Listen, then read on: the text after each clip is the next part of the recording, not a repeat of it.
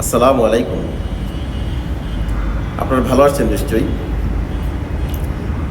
আপনাদের নিশ্চয়ই হয়তো মনে আছে আমাদের কোরআনের পাখি আল্লামা দেলোয়ার হোসেন সাঈদী একটা কথা বলেছিল, ইতিহাসের সবচাইতে বড় শিক্ষা হলো এই যে ইতিহাস থেকে কেউ শিক্ষা গ্রহণ করে না।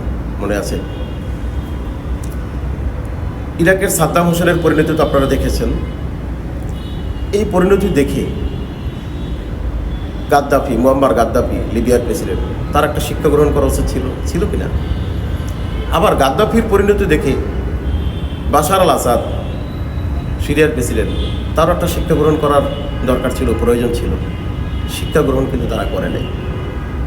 তাদের ভিত্তিটাই ছিল দুর্নীতি, অপশাসন, অত্যাচার, নির্যাতন, গুম, খুন, আয়নাঘর। দেখছেন না আসাদ পালিয়ে যাওয়ার পর কী সমস্ত জিনিসগুলো তার বের হয়েছে। আমাদের দেশেও দেখেন, শাসক আসে, শাসক যায়, চরিত্রের কোনো পরিবর্তন হয় না। চরিত্র এক চরিত্র, এপিড আর ওপিড। সেই ইতিহাস গ্রহণ করলো না আমাদের পতিত স্বৈরাচার, পালিয়ে যেতে বাধ্য হলো। এদের দেখে যদি শিক্ষা গ্রহণ করতো, মানুষের যদি সেবক হইতো, শাসক না হয়ে, তাইলে কিন্তু এই পরিণতি হইতো না। সেই আয়নাঘর, সেই নির্যাতন, গুম, খুন, একই জিনিস। ইতিহাস কাউকে ক্ষমা করে না। ইতিহাস থেকে শিক্ষা নিতে হয়। ইতিহাস কাউকে ক্ষমা করে না। দেখুন, কথাগুলো বলছি এই জন্য, ডক্টর মিজানুর রহমান আজহারি আমাদের যুবকদের আইডল, বাংলাদেশের সম্পদ।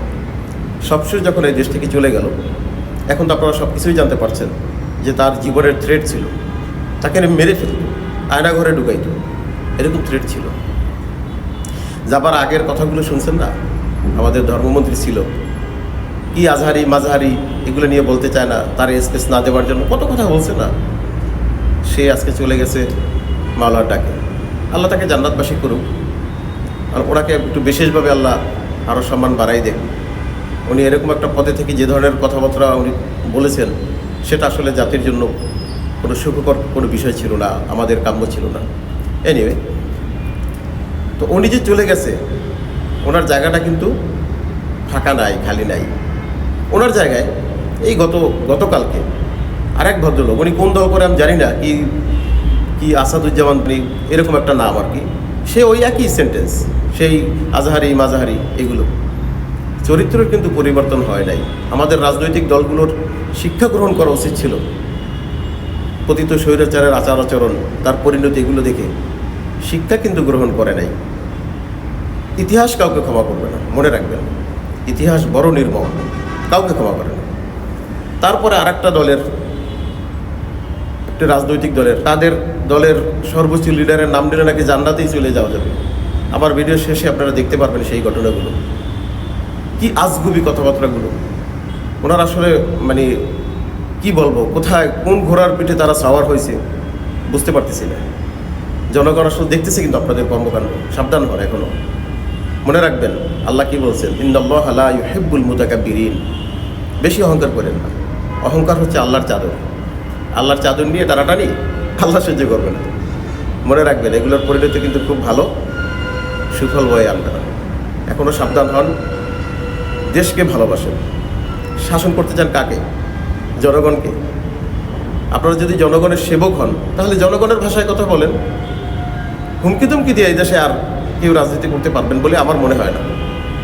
এখন বাংলাদেশের প্রতিটি নাগরিক রাজনৈতিক সচেতন। প্রতিটি নাগরিক বোঝে কে কী বলতে চান। দেখতেছি তো কোথায় কী হইতেছে, সবাই দেখতেছে। আজহারি কি কথাটা বলছে, তার সত্যতা কতটুকু, বাস্তবতা কতটুকু উপলব্ধি করেন, তারপরে কথা বলেন। আকাশে ফানুস উড়াইয়েন না। বাস্তবতা বড় কঠিন, বড়ই কঠিন। ওই যে কে যেন আজহার নাকি মাজার একজন আছে, আগে ওরা খাইছে, এখন এরা খেতে চায় না, কি বলছে না? হাইরে, রাজনীতি করবেন স্বনামে আসে, আড়াইলে আপনার লেগে রাজনীতি করেন, জামাতে জয়েন করেন, আপত্তি নেই তো। উনি তো নাম বলে বাড়াইতে চাইনি, আজহারি মাঝহারি গাজহারি এগুলো যে সমস্ত কথাবার্তা বলে, অত্যন্ত সূক্ষ্মভাবে এরা কিন্তু জামাতের প্রোডাক্ট। আপনাদের কাছে আমার আবেদন, কোনো মতেই যেন আমাদের কোনো নিজস্ব এলাকায় কোনো জায়গায় ঢুকতে পারে না। এর অনেক শিবির নাকি তো বলে আমরা ছাত্রলীগের মধ্যে ছিলাম, বলে না ছাত্রলীগের মধ্যে ছিলাম, তার মানে ছাত্রলীগ যাকে পিটাইছে সেই তো শিবির পিটাইছে, শিবিরই পিটাইছে না? আরে ভাই, শহীদ রাষ্ট্রপতি জিয়া রহমানের নাম নিলে প্রতিদিন ব্যস্ত নিশ্চিত